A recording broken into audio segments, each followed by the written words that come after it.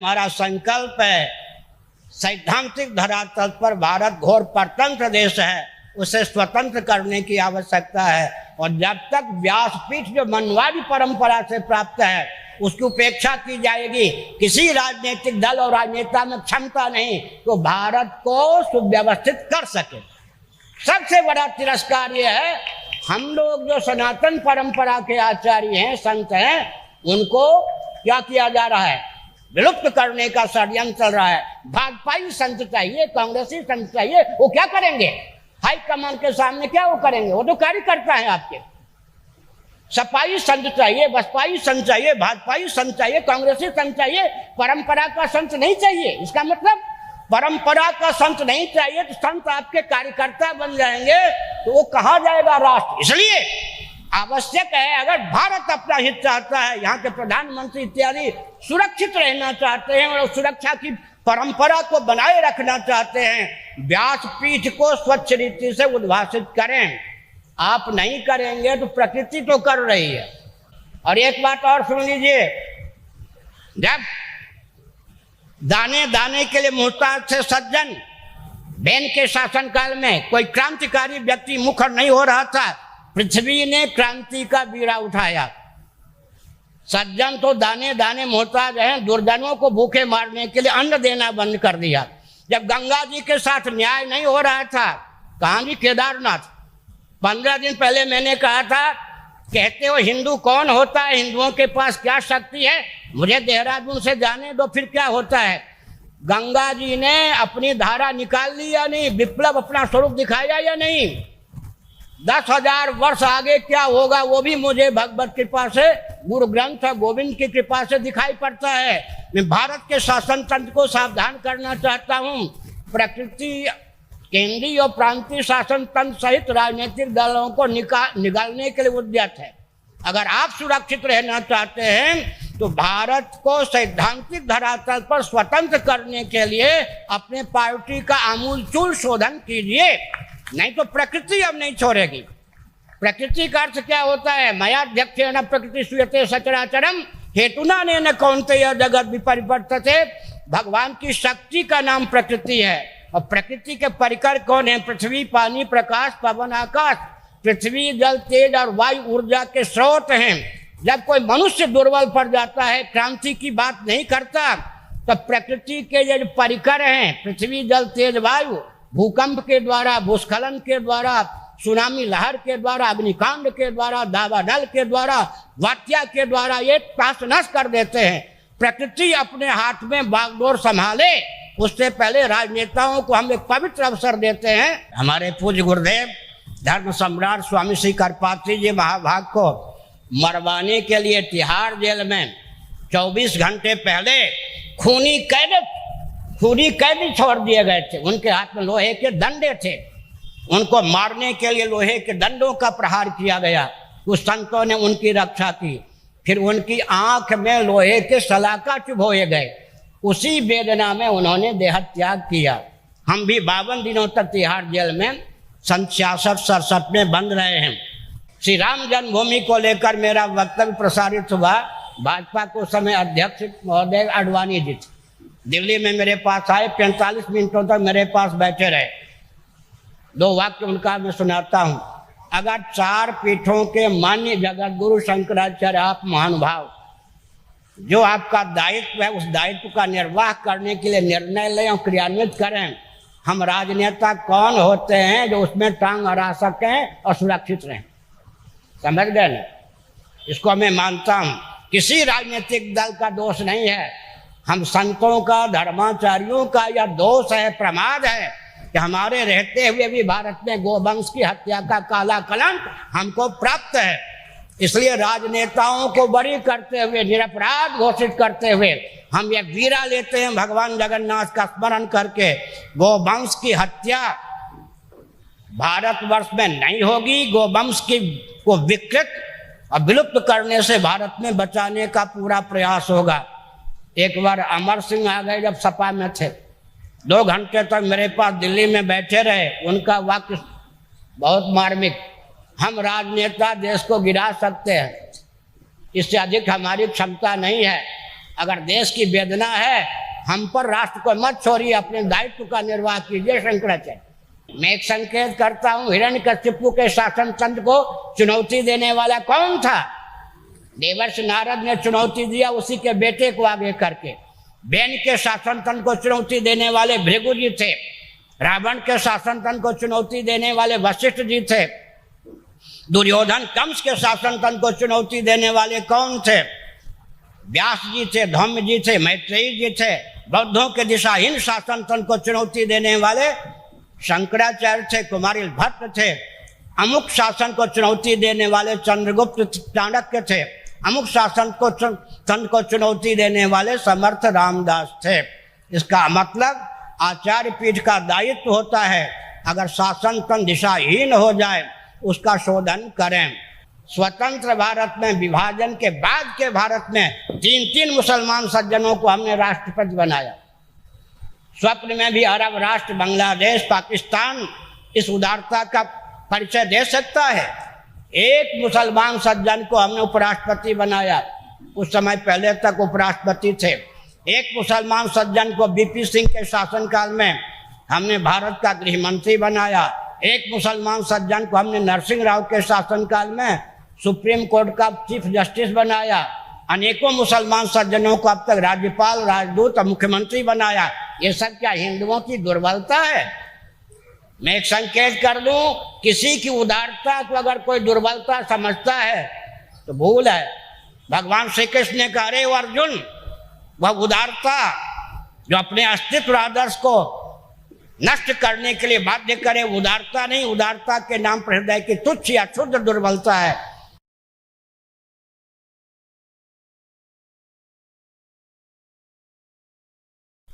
विचार करने की आवश्यकता है कि गोवंश की रक्षा हो तो कैसे हो। मेरी आंखों के सामने 7 नवंबर 1966 की घटना है। दक्षिण भारत से और हरियाणा से अर्धसैनिक बल बुलाकर 1400 गोभक्तों को भून दिया गया। वो 1400 गोभक्त कौन थे? लाल किला से लेकर पार्लियामेंट तक, जंतर मंतर तक जो चुपचाप प्रवचन सुन रहे थे। अटल बिहारी वाजपेयी जी, महावीर त्यागी जी, रामेश्वरानंद जी, ये सब सांसद प्रवचन कर रहे थे। और उस समय मैंने देखा है मध्य प्रदेश, राजस्थान की देवियों के गोद में 10-10 महीने के बच्चे थे। उन लोगों ने कल्पना नहीं की होगी कि स्वतंत्र भारत में गोवंश की रक्षा के लिए केवल प्रवचन सुनते समय हम लोग भून दिए जाएंगे। ऐसी स्थिति में विनोबा जी को आप लोग भूल गए होंगे। विनोबा जी से कहा गया, अगर गोरक्षा की बात करते हो तो जेल के शिकंजे में सर के मरना पड़ेगा। और अंत में विनोबा जी को जो कष्ट भोगना पड़ा वो हम लोगों को मालूम है। हमारे पूज्य गुरुदेव धर्म सम्राट स्वामी श्री करपात्री जी महाभाग को मरवाने के लिए तिहाड़ जेल में 24 घंटे पहले खूनी कैदी छोड़ दिए गए थे। उनके हाथ में लोहे के डंडे थे। उनको मारने के लिए लोहे के डंडों का प्रहार किया गया। कुछ संतों ने उनकी रक्षा की। फिर उनकी आंख में लोहे के सलाका चुभोए गए। उसी वेदना में उन्होंने देह त्याग किया। हम भी 52 दिनों तक तिहाड़ जेल में 66-67 में बंद रहे हैं। और सुन लीजिए, जिन महान भाव गोवर्धन मठ पुरी के 144 में जगतगुरु शंकराचार्य महाभाग ने अनशन किया सन 1967 में 72 दिनों तक पराक व्रत के अनुसार। कलयुग में 12 दिनों से अधिक अनशन का नियम नहीं है। 12 को 6 से गुणा कीजिए, 72 दिन होते हैं। जिनके नाम पर यह पंडाल है, उन्होंने पहले कहा कि जब तक भारत में गोवंश सुरक्षित नहीं है तब तक छत्र सिंहासन आदि का उपयोग नहीं करूंगा। बाद में उन्होंने अन्न का त्याग किया। बाद में उन्होंने फलाहार का त्याग किया। बाद में केवल गोदुग्ध और गंगा जल पर निर्भर रहे। अंतिम सांस तक गोदुग्ध और गंगा जल का ही सेवन करते रहे। तो हमने एक संकेत किया, सज्जनों, सरकार के पास गोवंश की रक्षा का सचमुच में कोई अभियान नहीं है। मुझे अच्छी तरह पता है और मैं एक संकेत कर देना उचित समझता हूँ। माननीय उच्चतम न्यायालय को भी मैं संकेत करता हूँ कि शंकराचार्य का पद अपने आप में आध्यात्मिक दृष्टि से सर्वोच्च न्यायाधीश का होता है। माननीय उच्चतम न्यायालय को भी अब तक पता नहीं है कि गोहत्यारों ने 300 गोभक्तों को तो हिंदी भाषी क्षेत्रों में अब तक मार दिया। प्रचार यह किया जा रहा है माननीय प्रधानमंत्री के द्वारा भी और माननीय उच्चतम न्यायालय के द्वारा भी, मानो उनको किसी तथ्य का पता नहीं है कि गोहत्यारे मारे कौन, गोहत्यारे जो हैं वो मारे जा रहे हैं गोभक्तों के द्वारा। जबकि मेरे पास सूची है, कोई भी देख सकता है। अब तक हिंदी भाषी क्षेत्रों में मिलिट्री के जवान, पुलिस के जवान सब मिला करके 300 गोभक्तों को कसाईयों ने मार दिया है। इसका अर्थ होता है गोरक्षकों को मारने का, नष्ट करने का पूरा अभियान देश में चल रहा है। एक भारत में ऐसा प्रांत है जिसके सांसद ने कहा था गरीबों का भोजन है गोवंश, इसलिए गोहत्या बनी रहनी चाहिए। एक प्रांत की मुख्यमंत्री है जिसने पार्लियामेंट में 3 बार कहा था कभी गोहत्या होगी होगी होगी। अभी गोवा के मुख्यमंत्री ने कहा चिंता मत कीजिए क्रिश्चियनों, पड़ोसी प्रांत से गोमांस मंगाकर हम आपकी पेट की पूर्ति करेंगे, आपके खाद्य को देंगे। इसका मतलब क्या हुआ? प्रामाणिक रीति से विचार करें तो गोवंश के आंसू को पोंछने वाला कोई राजनीतिक दल भारत में नहीं है। ऐसी स्थिति में गोवंश के आंसू को पोंछने वाला कोई राजनीतिक दल नहीं है तो राष्ट्र के आंसू को पोंछने वाला कौन होगा? अतः स्वस्थ क्रांति की आवश्यकता है। भारत को स्वतंत्रता दिलाने के लिए घोर परतंत्र देश का नाम भारत है। और मैं एक संकेत कर देना चाहता हूं। क्या संकेत कर देना चाहता हूं? सारी विसंगतियों का कारण क्या है? अंग्रेजों की कूटनीति। अगर मनु परंपरा के मान्य आचार्य भारत में बने रहे, सम्मानित किए गए, तो हम लोगों की दाल नहीं गलेगी। इसलिए कभी गांधी जी को, कभी विनोबा जी को और आजकल मान्य दलाई लामा को भारत के भाग्य विधाता, आध्यात्मिक मनीषी के रूप में घोषित किया गया है।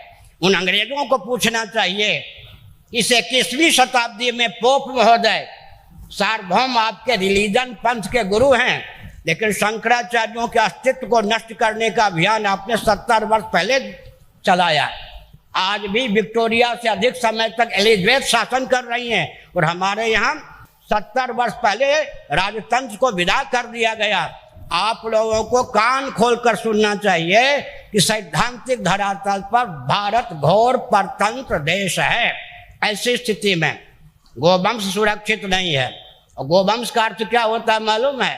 अर्थ की सिद्धि, काम की सिद्धि, धर्म की सिद्धि, मोक्ष की सिद्धि जिस पर निर्भर है।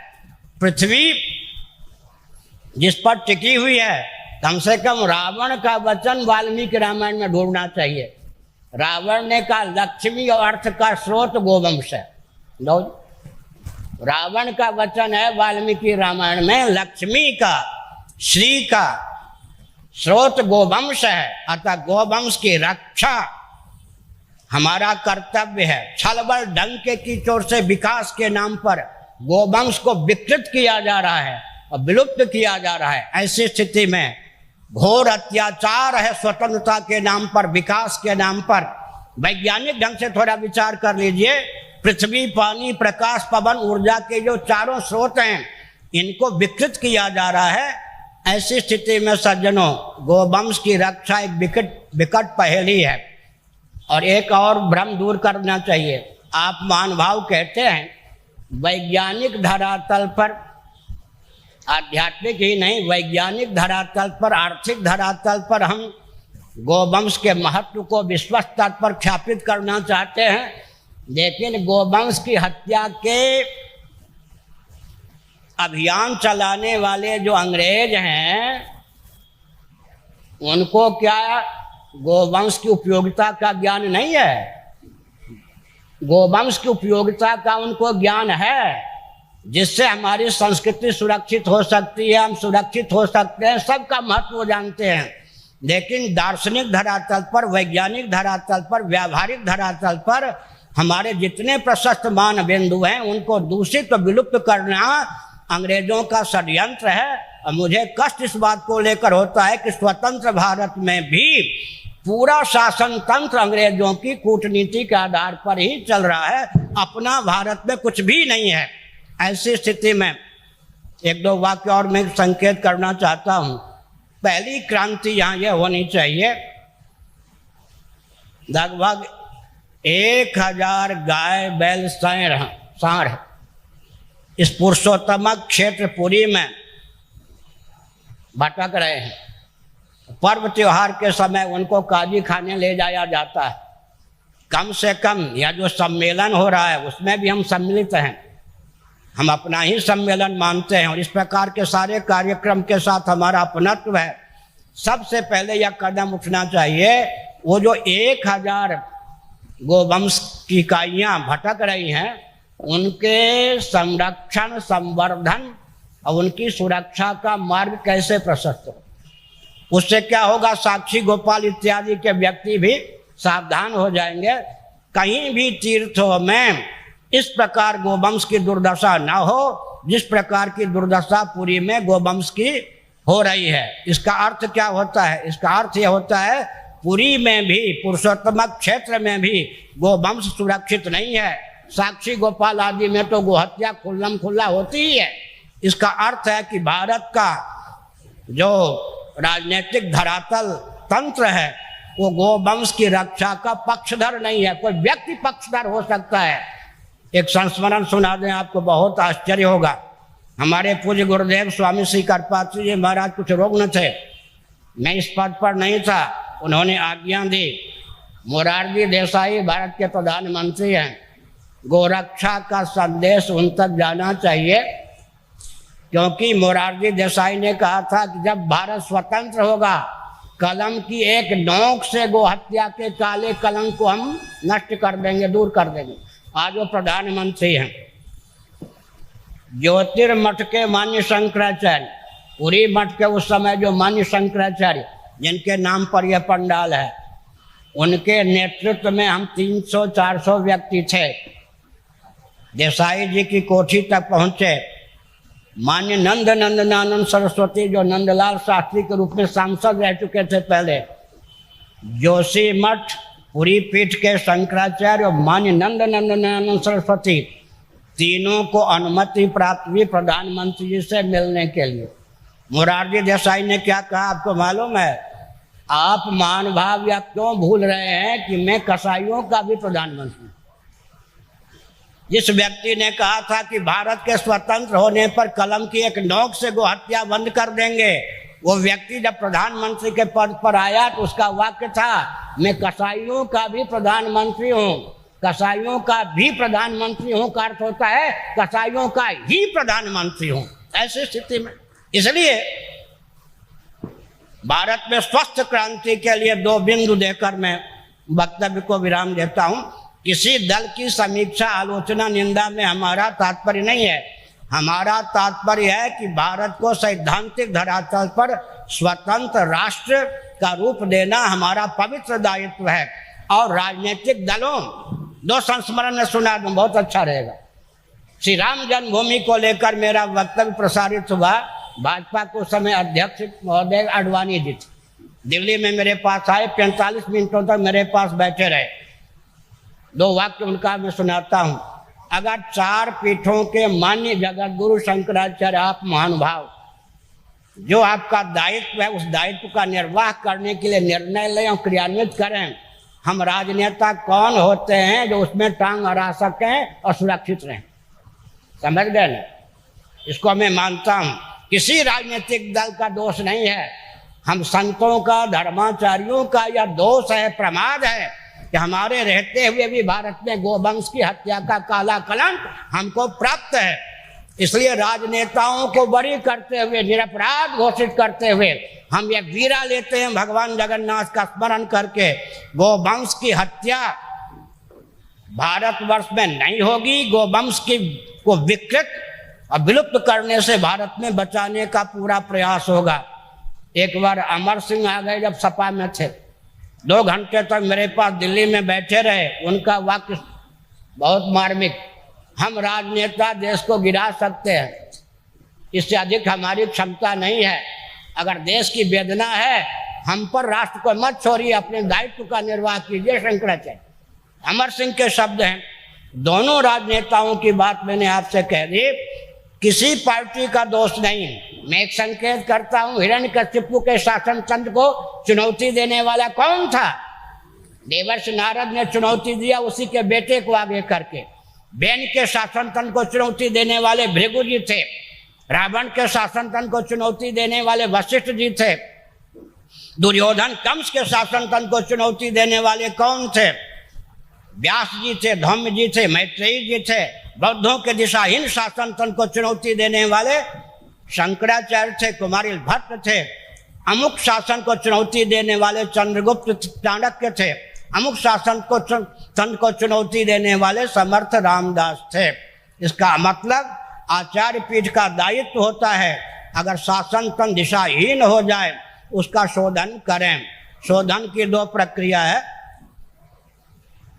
विभाजन के बाद का भारत कैसा होना चाहिए, जैसा होना चाहिए उसमें जिसकी आस्था है वही राजनेता और राजनीतिक दल भारत में चुनाव लड़ने में अधिकृत है। फिर से सुनिए, विभाजन के बाद स्वतंत्र भारत कैसा होना चाहिए, जैसा होना चाहिए उसमें जिनकी आस्था है वे ही राजनेता और राजनीतिक दल भारत में चुनाव लड़ने में अधिकृत हों। दूसरी बात है, मंगल पांडे, शिवाजी, महाराणा प्रताप, झांसी की रानी, सुखदेव जी, चंद्रशेखर आजाद, भगत सिंह जी आदि महानुभावों ने स्वतंत्र भारत का जो संकल्प लिया था, उनके मस्तिष्क में स्वतंत्र भारत का जो स्वरूप था उसे क्रियान्वित करने में जिसकी आस्था हो वही राजनेता, वही राजनीतिक दल भारत में चुनाव लड़ने में अधिकृत है। मानवाधिकार की सीमा में सबको अभयदान देकर हिंदुओं को अपने अस्तित्व आदर्श की रक्षा का मौलिक अधिकार प्राप्त है, मैं संकेत करना चाहता हूं। और सावधान, भारत के मुस्लिम तंत्र को मैं बहुत लाड़ प्यार से एक संकेत करता हूं। स्वतंत्र भारत में, विभाजन के बाद के भारत में 3 मुसलमान सज्जनों को हमने राष्ट्रपति बनाया। स्वप्न में भी अरब राष्ट्र, बांग्लादेश, पाकिस्तान इस उदारता का परिचय दे सकता है। एक मुसलमान सज्जन को हमने उपराष्ट्रपति बनाया, उस समय पहले तक उपराष्ट्रपति थे। एक मुसलमान सज्जन को बीपी सिंह के शासनकाल में हमने भारत का गृह मंत्री बनाया। एक मुसलमान सज्जन को हमने नरसिंह राव के शासनकाल में सुप्रीम कोर्ट का चीफ जस्टिस बनाया। अनेकों मुसलमान सज्जनों को अब तक राज्यपाल, राजदूत और मुख्यमंत्री बनाया। ये सब क्या हिंदुओं की दुर्बलता है? मैं एक संकेत कर दूं, किसी की उदारता को अगर कोई दुर्बलता समझता है तो भूल है। भगवान श्री कृष्ण ने कहा, अरे अर्जुन, वह उदारता जो अपने अस्तित्व आदर्श को नष्ट करने के लिए बाध्य करे, उदारता नहीं, उदारता के नाम पर हृदय की तुच्छ या क्षुद्र दुर्बलता है। मुसलमान सज्जन हो, क्रिश्चियन सज्जन हो, कम्युनिस्ट सज्जन हो, इनके हिमायती पक्षधर राजनीतिक दल और राजनेता हों, वो सब सुन लें। अगर हिंदुओं के अस्तित्व आदर्श को इतना ही कुचला गया तो हिंदू फिर to every action there is an equal and opposite reaction, प्रत्येक क्रिया की समान और विपक्षी प्रतिक्रिया होती है। हिंदुओं में सब कायर नहीं होंगे, उस समय हिंदुओं के उग्र रूप को संभालना बहुत कठिन होगा। उस उग्रता का परिचय हिंदू न दें, इससे पहले ही गोवंश की रक्षा का मार्ग प्रशस्त करना चाहिए। आपको सुनकर ही आश्चर्य होगा, सुनो, काटजू हिंदू हैं या नहीं, कश्मीरी हैं या नहीं, न्यायाधीश रहे या नहीं, वो जब अपने मुख से गो हत्या और गो मांस का समर्थन करते हैं तो परिस्थिति ये हो गई कि हिंदुओं के जो बुद्धिजीवी कहे जाने वाले, संविधान के मर्मज्ञ कहे जाने वाले, वरिष्ठ पदाधिकारी, नागरिक कहे जाने वाले हैं, वो मुस्लिम तंत्र, क्रिश्चियन तंत्र, कम्युनिस्ट तंत्र से आगे मुखर होकर के गोवंश की हत्या का, गोमांस के खाने का समर्थन कर रहे हैं। अगर हमने विलंब किया स्वस्थ क्रांति में तो संभवतः 10 हिंदू भी नहीं रह जाएंगे जो गोवंश की रक्षा के पक्षधर होंगे। ऐसी स्थिति में हमको स्वस्थ क्रांति के द्वारा भारत को स्वतंत्र बनाने की आवश्यकता है। मैंने जो कुछ इस मंच से दर्शन किया उसका सारा दायित्व मुझे प्राप्त है, सम्मेलन के आयोजकों को नहीं। इसकी कोई प्रतिक्रिया होती हो, दमखम हो, सारा दायित्व मुझ पर प्राप्त। सब जगह यह बोलता हूँ, इसीलिए हमारा संकल्प है सैद्धांतिक धरातल पर भारत घोर परतंत्र देश है, उसे स्वतंत्र करने की आवश्यकता है। और जब तक व्यासपीठ जो मनवादी परंपरा से प्राप्त है उसकी उपेक्षा की जाएगी, किसी राजनीतिक दल और राजनेता में क्षमता नहीं तो भारत को सुव्यवस्थित कर सके। सबसे बड़ा तिरस्कार यह है, हम लोग जो सनातन परंपरा के आचार्य हैं, संत हैं, उनको क्या किया जा रहा है, विलुप्त करने का षड्यंत्र चल रहा है। भाजपाई संत चाहिए, कांग्रेसी संत चाहिए, वो क्या करेंगे? हाईकमान के सामने क्या वो करेंगे? वो तो कार्यकर्ता है आपके। सपाई संत चाहिए, बसपाई संत चाहिए, भाजपाई संत चाहिए, कांग्रेसी संत चाहिए, परंपरा का संत नहीं चाहिए। इसका मतलब परंपरा का संत नहीं चाहिए तो संत आपके कार्यकर्ता बन जाएंगे तो वो कहाँ जाएगा राष्ट्र। इसलिए आवश्यक है, अगर भारत अपना हित चाहता है, यहाँ के प्रधानमंत्री इत्यादि सुरक्षित रहना चाहते हैं और सुरक्षा की परंपरा को बनाए रखना चाहते हैं, व्यासपीठ को स्वच्छ रीति से उद्भाषित करें। आप नहीं करेंगे तो प्रकृति तो कर रही है। जोशी मठ को लेकर जो निर्णय हुआ, प्रकृति ने कदम उठाया नहीं। प्रकृति का अर्थ होता है भगवान की शक्ति। और एक बात और सुन लीजिए, जब दाने दाने के लिए मोहताज थे सज्जन, बेन के शासनकाल में कोई क्रांतिकारी व्यक्ति मुखर नहीं हो रहा था, पृथ्वी ने क्रांति का बीड़ा उठाया। सज्जन तो दाने दाने मोहताज हैं, दुर्जनों को भूखे मारने के लिए अन्न देना बंद कर दिया। जब गंगा जी के साथ न्याय नहीं हो रहा था, कहाँ जी केदारनाथ, 15 दिन पहले मैंने कहा था, कहते हो हिंदू कौन होता है, हिंदुओं के पास क्या शक्ति है, मुझे देहरादून से जाने दो फिर क्या होता है। गंगा जी ने अपनी धारा निकाल ली या नहीं, विप्लव अपना स्वरूप दिखाया या नहीं। 10,000 वर्ष आगे क्या होगा वो भी मुझे भगवत कृपा से, गुरु ग्रंथ गोविंद की कृपा से दिखाई पड़ता है। मैं भारत के शासन तंत्र को सावधान करना चाहता हूँ। प्रकृति, केंद्रीय और प्रांतीय शासन तंत्र सहित राजनीतिक दलों को निकालने के लिए उद्यत है। अगर आप सुरक्षित रहना चाहते हैं तो भारत को सैद्धांतिक धरातल पर स्वतंत्र करने के लिए अपने पार्टी का आमूलचूल शोधन कीजिए, नहीं तो प्रकृति अब नहीं छोड़ेगी। प्रकृति का अर्थ क्या होता है? मयाध्यक्षेण प्रकृति सूयते सचराचरम हेतुना न कौन्तेय जगत विपरिवर्तते। भगवान की शक्ति का नाम प्रकृति है। और प्रकृति के परिकर कौन है? पृथ्वी, पानी, प्रकाश, पवन, आकाश। पृथ्वी, जल, तेज और वायु ऊर्जा के स्रोत हैं। जब कोई मनुष्य दुर्बल पड़ जाता है, क्रांति की बात नहीं करता, तो प्रकृति के जो परिकर हैं, पृथ्वी, जल, तेज, वायु, भूकंप के द्वारा, भूस्खलन के द्वारा, सुनामी लहर के द्वारा, अग्निकांड के द्वारा, दावानल के द्वारा, वात्या के द्वारा ये तहस नहस कर देते हैं। प्रकृति अपने हाथ में बागडोर संभाले, उससे पहले राजनेताओं को हम एक पवित्र अवसर देते हैं। सभी राजनेता हमारे लाडले प्यारे हैं, लेकिन सब बचते हैं कहीं आध्यात्मिक गंध न आ जाए राजनीति में।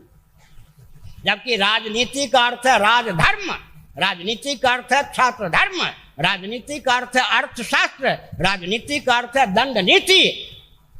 और उन्मादी व्यक्तियों के तंत्र का नाम राजनीति नहीं है, अराजक तत्वों की बपौती राजनीति नहीं है। और संतों का, शंकराचार्य का दायित्व रहा है शासन तंत्र का शोधन। अगर शासन तंत्र शुद्ध होने के लिए तैयार ना हो, उसे रसातल में पहुंचाकर जैसा देश की रक्षा के लिए शासन तंत्र चाहिए वैसा शासन तंत्र दो। यह संतों का, महात्माओं का, शंकराचार्यों का पवित्र दायित्व है।